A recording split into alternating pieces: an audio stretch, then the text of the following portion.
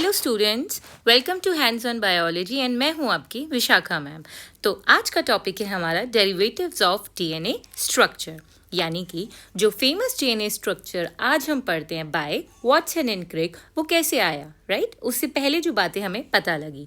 So 2 lines of investigations helped in derivation of DNA structure. So the first one here is students X-ray crystallography या फिर हम इसको X-ray diffraction भी बोलते हैं।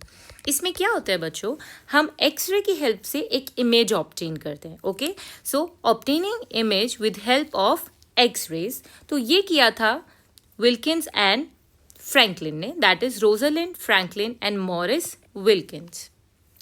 इस इमेज से पता लगा कि डीएनए का जो स्ट्रक्चर है वो मोर और लेस हेलिकल है, that is it is some sort of helix and इसकी पीरियोडिसिटी यानी कि कितना घुमा हुआ है 3.4 एंगस्ट्रॉम। याद रखना, 2 बातें यहाँ पर हमें पता लगी, that the structure of DNA is some sort of helix, helical है। दूसरा, इसकी पीरियोडिसिटी क्या है, 3.4 एंगस्ट्रॉम। बट स्टूडेंट ये प्रॉपर मॉडल नहीं दे पाए थे, they did not proposed a definite model for DNA, otherwise इन्हीं का नाम आता, ठीक है, डीएनए के स्ट्रक्चर में, जो आज हम वाटसन एंड क्रिक पढ़ते हैं। So next is student Erwin Chargaff's equivalency rule. बात जो हमें यहाँ पर ध्यान रखनी है वो ये रखनी है कि ये सिर्फ डबल स्ट्रैंडेड डीएनए पर ही एप्लीकेबल है। Okay, it is applicable in case of double stranded DNA only. तो यहाँ पर स्टूडेंट क्या है, किसी भी डबल स्ट्रैंडेड डीएनए के लिए कि अमाउंट ऑफ प्यूरिन्स यानी कि बताओ जल्दी से, एडेनाइन एंड गुआनाइन, ये इक्वल होता है amount of pyrimidine, that is thymine and cytosine. Okay, किसी भी डीएनए में अमाउंट ऑफ प्यूरिन इज बराबर to amount of pyrimidine. Purine adenine is equimolar, right, हम इसको यूज करते हैं, इट इज इक्विमोलर, यानी कि अगर ये 20% है तो ये भी कितना होगा बच्चों, 20%। अगर ये 30% है तो ये कितना होगा, 30%। That is purine adenine is equimolar to pyrimidine thymine and purine guanine is equimolar to pyrimidine cytosine. जो बहुत इंपॉर्टेंट बात वो यहाँ पर ये है कि अगर हम एक रेशियो निकालें A+G upon T+C, that is purines upon pyrimidine, तो ये वैल्यू कांस्टेंट आएगी फॉर ऑल स्पीशीज। मैं कोई सी भी स्पीशीज उठा लूँ, चाहे मैं प्रोकैरियोट उठा लूँ, चाहे मैं यूकैरियोट उठा लूँ, this species is same, this is 1, it is constant for all the species. But यहाँ पर आप देखो A+T अपॉन C+G, एक प्यूरिन है, एक पायरिमिडीन है, एक पायरिमिडीन, एक प्यूरिन।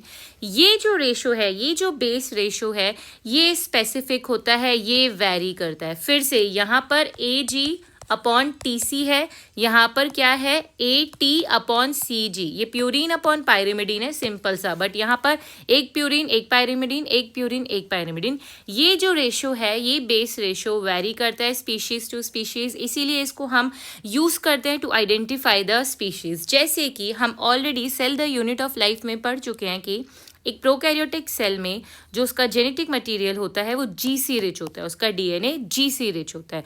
यानी कि यहाँ पर कहानी क्या हो गई कि न्यूमरेटर अपॉन डिनोमिनेटर यानी कि C+G is larger than 1, right. ये वैल्यू अगर 1 से ज़्यादा है तो फिर जो ओवरऑल वैल्यू हो जाएगी वो क्या हो जाएगी, लेस देन 1, बिकॉज CNG बड़ा है। तो जैसे कि ई कोलाई में देखो ये वैल्यू होती है 0.92, the DNA is GC rich. But अगर हम बात करें यूकैरियोट्स की, तो यूकैरियोटिक डीएनए AT रिच होता है, यानी कि numerator is bigger than denominator. तो इस केस में ये जो रेशो है इट इज मोर देन 1, जो कि हो जाएगी जैसे कि ह्यूमंस के केस में 1.52। और क्या बोला एरविन शारगाफ ने, sugar deoxyribose and phosphate residues are equal in number. तो यहीं पर स्टूडेंट एक क्वेश्चन है, 2 क्वेश्चन हैं जो आपको होमवर्क में सॉल्व करके कमेंट में अपना आंसर लिखना है। That 20% of the bases are adenine, what percentage of the bases are pyrimidines? And the second question is if double stranded DNA contains 26% adenine, then calculate the number of cytosine. Okay students, thank you.